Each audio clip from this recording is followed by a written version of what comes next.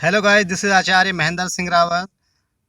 आज सामाजिक विषय कक्षा 10th अर्थशास्त्र के अति लघुत्तरी प्रश्न ये मैंने एनसीईआरटी के बुक से लिए हैं। इसमें प्रत्येक अध्याय शामिल हैं। शुरू करते हैं। आज का पहला अध्याय है विकास। इसका पहला प्रश्न है, राष्ट्रीय आय से आप क्या समझते हैं? उत्तर में है, किसी देश की एक वर्ष की अवधि में सभी वस्तुओं और सेवाओं से प्राप्त आय को राष्ट्रीय आय कहते हैं। दूसरा क्वेश्चन है, प्रति व्यक्ति आय किसे कहते हैं? राष्ट्रीय आय में जनसंख्या से भाग देकर जो आय ज्ञात की जाती है उसे प्रति व्यक्ति आय कहते हैं। तीसरा क्वेश्चन है, आर्थिक विकास से आप क्या समझते हैं? आर्थिक विकास एक ऐसी प्रक्रिया है जिसके द्वारा देश में वस्तुओं और सेवाओं के उत्पादन में वृद्धि होती है और जन साधारण के भौतिक कल्याण में भी वृद्धि होती है। अगला क्वेश्चन है, धारणीय विकास क्या है? यह विकास की वह प्रक्रिया है जो पर्यावरण को क्षति पहुंचाए बिना संसाधनों को भावी पीढ़ी के लिए बनाए रखती है, धारणीय विकास कहलाती है। क्वेश्चन अगला है, आर्थिक क्रियाएं किसे कहते हैं? वे क्रियाएं जो धन कमाने के उद्देश्य से की जाती हैं आर्थिक क्रियाएं कहलाती हैं, जैसे शिक्षण, वकालत, किसानी आदि ये आर्थिक क्रियाएं कहलाती हैं। अगला क्वेश्चन है, गैर आर्थिक क्रियाएं किसे कहते हैं? वे क्रियाएं जो धन कमाने के उद्देश्य से नहीं की जाते हैं गैर आर्थिक क्रियाएं कहलाती हैं, जैसे शिक्षक के द्वारा अपने बच्चों को पढ़ाना, डॉक्टर के द्वारा अपने बच्चों को दवाई देना, ये गैर आर्थिक क्रियाएं हैं। अगला क्वेश्चन है, जन्म दर किसे कहते हैं? एक वर्ष में 1000 बच्चों के पीछे जन्म लेने वाले बच्चों की संख्या को जन्म दर कहते हैं। मृत्यु दर किसे कहते हैं? एक वर्ष में 1000 व्यक्तियों के पीछे मरने वाले लोगों की संख्या को मृत्यु दर कहते हैं। अगला क्वेश्चन है, जीवन प्रत्याशा से आप क्या समझते हैं? किसी देश में जीवित रहने की जो आशा होती है उसे जीवन प्रत्याशा कहते हैं। अगला क्वेश्चन है, यूएनडीपी का पूरा नाम बताओ। United Nations development programme. अगला क्वेश्चन है, बीएमआई का पूरा नाम बताओ। Body mass index. अगला क्वेश्चन है, यूएनडीपी का पूरा नाम बताओ। यूएनडीपी का पूरा नाम है ह्यूमन डेवलपमेंट रिपोर्ट। तो इस प्रकार ये पहला लेसन का हमारा था। अब दूसरा लेसन, भारतीय अर्थव्यवस्था के क्षेत्रक, ये लेसन नंबर 2 है। इसमें है, प्राथमिक क्षेत्रक किसे कहते हैं? जब हम प्राकृतिक संसाधनों का उपयोग करके किसी वस्तु का उत्पादन करते हैं तो इसे प्राथमिक क्षेत्रक कहते हैं, जैसे किसान, मजदूरी, पशुपालन आदि ये प्राथमिक क्षेत्र में आते हैं। द्वितीयक क्षेत्रक किसे कहते हैं? प्राकृतिक उत्पादों को विनिर्माण प्रणाली द्वारा अन्य रूपों में परिवर्तित करना द्वितीयक क्षेत्रक के अंतर्गत आता है, जैसे सूत कातना, कपड़े बनाना। अगला क्वेश्चन है, तृतीयक क्षेत्रक से आप क्या समझते हैं? प्रथम क्षेत्रक की अप्रत्यक्ष रूप से सहायता करना। जो लोग सहायता करते हैं वे तृतीयक क्षेत्रक के अंतर्गत आते हैं, जैसे शिक्षा, परिवहन, बैंकिंग, भंडारण तृतीयक क्षेत्र के अंतर्गत आते हैं। अगला क्वेश्चन है, छिपी बेरोजगारी से आपका क्या आशय है? किसी कार्य क्षेत्र में आवश्यकता से अधिक लोगों को लगाना छिपी बेरोजगारी कहलाती है।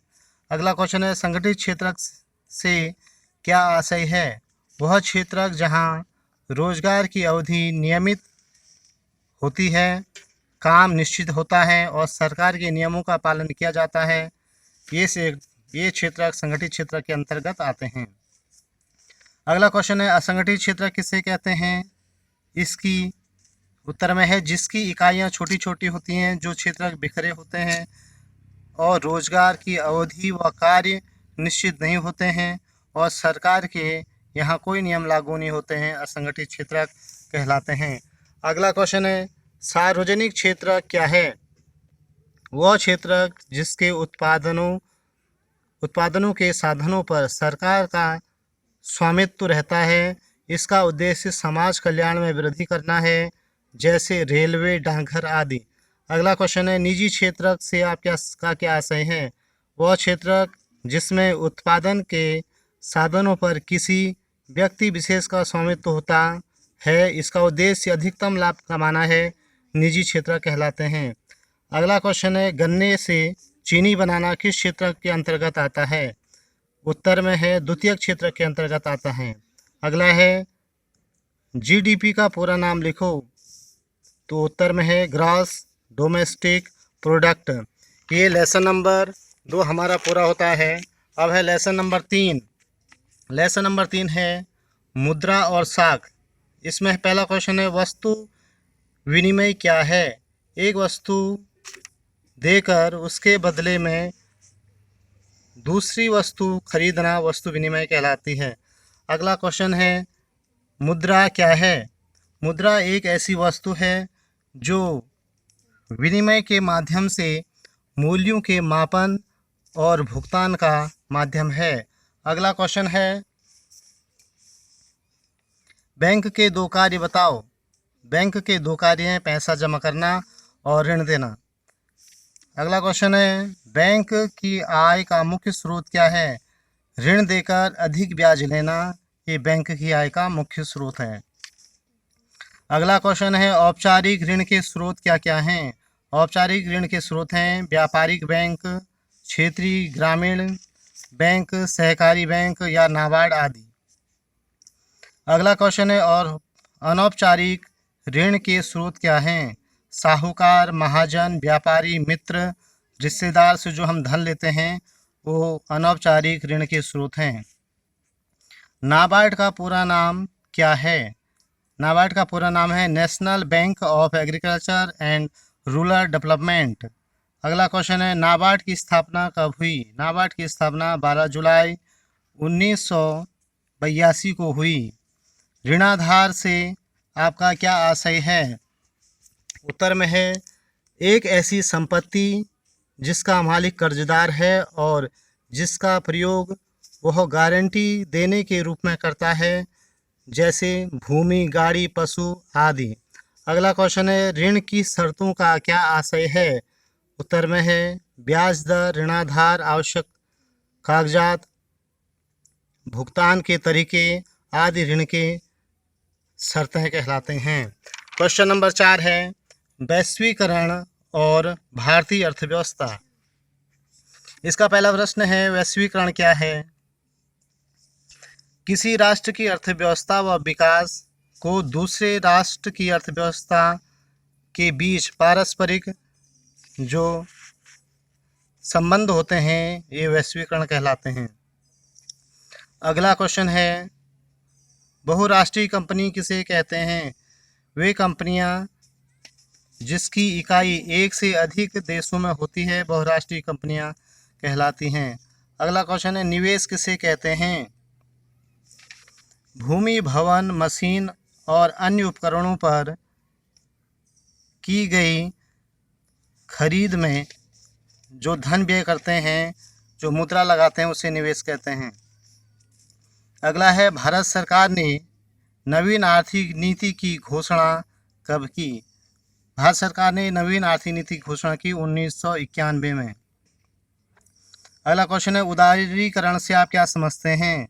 सरकार के द्वारा विदेश व्यापार से अवरोध हटाना उदारीकरण कहलाता है।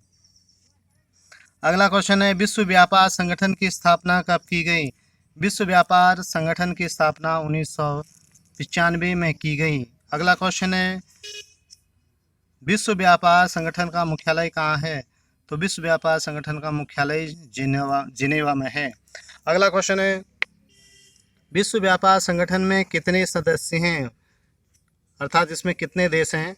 उत्तर है विश्व व्यापार संगठन के 164 सदस्य हैं। अगला क्वेश्चन है, सूचना एवं संचार के विकास में योगदान देने वाले प्रमुख घटक कौन से हैं? सूचना तथा संचार के साधनों में से mobile, telephone, computer, internet, email आदि। अगला क्वेश्चन है, विदेशी निवेश किसे कहते हैं? बहुराष्ट्रीय कंपनियों द्वारा किया गया निवेश विदेशी निवेश कहलाता है। अगला लेसन है उपभोक्ता अधिकार। इसका पहला प्रश्न है, उपभोक्ता किसे कहते हैं? वह व्यक्ति जो किसी वस्तु का उपभोग करता है और अपनी आवश्यकताओं की संतुष्टि करता है, उपभोक्ता कहलाता है। अगला क्वेश्चन है, उपभोक्ता संरक्षण अधिनियम का उद्गम किस देश से हुआ? उत्तर है अमेरिका। अगला क्वेश्चन है, उपभोक्ता संरक्षण अधिनियम कब पारित हुआ? उत्तर है 1986 में। उपभोक्ता संरक्षण दिवस कब मनाया जाता है? उपभोक्ता संरक्षण दिवस मनाया जाता है 15 मार्च को। उपभोक्ता इंटरनेशनल क्या है? उत्तर में है, यह 100 से अधिक देशों की तथा 240 संस्थाओं की एक संरक्षण संस्था है जिसको उपभोक्ता इंटरनेशनल कहते हैं। अगला क्वेश्चन है, सूचना का अधिकार क्या है? भारत में 2005 से एक कानून पारित हुआ जिसमें नागरिकों को सरकारी विभागों के क्रियाकलापों की सूचना प्राप्त करने का अधिकार सुनिश्चित किया गया, जिसे सूचना का अधिकार कहते हैं। अगला क्वेश्चन है, जिला फोरम का विवादित संपत्ति का कार्य क्षेत्र कितना है? उत्तर है इसमें 20 लाख रुपए तक। अगला क्वेश्चन है, राज्य आयोग का विवादित संपत्ति का कार्य क्षेत्र कितना है? अगला है न, उसमें है 20 लाख 1 रुपए से 1 करोड़ तक। अगला क्वेश्चन है, राज्य आयोग का विवादित संपत्ति का कार्य क्षेत्र कितना है? 1 करोड़ रुपए से ऊपर का। अगला क्वेश्चन है, कोपरा का पूरा नाम क्या है? तो कोपरा का पूरा नाम है कंज्यूमर प्रोटेक्शन एक्ट। ये पारित हुआ 1983 में। अगला क्वेश्चन है, तो आज हमारा यहाँ पर इतना पूरा होता है जो हमने 5 लेसनों से लिया गया है अर्थशास्त्र में।